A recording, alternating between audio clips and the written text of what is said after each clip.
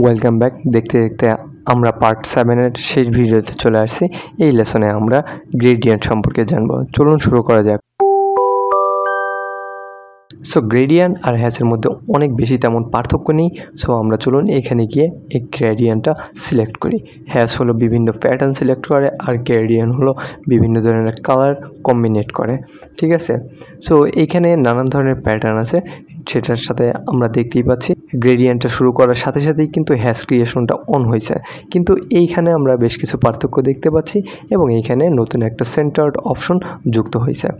So এইখান থেকে আমরা নানান ধরনের আমাদের প্রয়োজন মতো অপশন সিলেক্ট করে সেটাকে আমরা কাজে লাগাতে পারি। তো ধরেন এখানে আমি জিআর লিনিয়ারটা সিলেক্ট করলাম এবং এটার উপর আমি অ্যাপ্লাই করে দিলাম। সাথে যদি আমি চাই অন্য কোনো অপশনে অ্যাপ্লাই করতে, সেটাও করতে পারি। ঠিক আছে, এখন যদি চাই আমি কালার চেঞ্জ করতে, সো আমরা এখানে গিয়ে আমাদের প্রয়োজন মতো কালার চেঞ্জ করতে পারি। সো আমি এখানে এই কালারটা দিলাম, আর সেকেন্ড কালার হিসেবে দিলাম আমি ইয়েলো কালার। আচ্ছা, ইয়েলো কালারটাকে আমি সেকেন্ড কালার হিসেবে রাখলাম।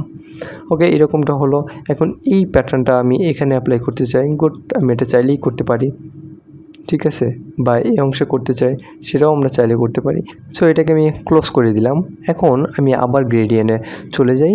ঠিক আছে, সো এখন ধরেন আমি চাচ্ছি যে এইরকম একটা সেন্টার্ড অপশন সিলেক্ট করতে, সো সেটা আমি করলাম। আমি এইটুকু সিলেক্ট করলাম, একসাথে আমি যখন এটা সিলেক্ট করব দেখব যে এটা সেন্ট্রালি কন্ট্রোল হয়েছে। সো এখানে যদি সেন্টার্ড অপশনটাকে আমি অফ করে দিই, তাহলে দেখব যে এটা এক কর্নারে চলে গেছে। সো এটাই হলো এই সেন্টার্ড অপশনটার কাজ। ঠিক আছে, আর বাকি এখানে অ্যাঙ্গেল, ট্রান্সপারেন্সি এই বিষয়গুলো আছে, এগুলো নিয়ে তেমন আর কিছুই বলার নাই, কারণ অলরেডি হ্যাচের মধ্যে আমরা এই জিনিসগুলো দেখেছি। এখন যদি আমরা এটাকে ক্লোজ করি, আমরা যদি সলিড কালার হিসেবে কোনো একটা হ্যাচ যুক্ত করতে চাই, সেক্ষেত্রে সেটাও কিন্তু আমরা পারবো। এখান থেকে আমরা এই সলিডটাকে সিলেক্ট করব এবং এই বাই লেয়ারে গিয়ে আমাদের প্রয়োজন মতো কালার আমরা নিতে পারবো। ধরেন আমি এই কালারটা নিচ্ছি এবং এটা আমি এখানে দিয়ে দিলাম, তাহলে আমার এটা হয়ে গেল। সো এইরকমভাবে আমরা আমাদের প্রয়োজন মতো কালার নিয়ে সলিড গ্রেডিয়েন্টও তৈরি করতে পারবো। সো এই ছিল গ্রেডিয়েন্ট নিয়ে আদ্যপান্ত কথাবার্তা। আশা করি বুঝতে কোনো অসুবিধা হয়নি। পার্ট 7 আমাদের এখানেই শেষ। নেক্সট ভিডিওতে আমরা পার্ট 8 শুরু করব।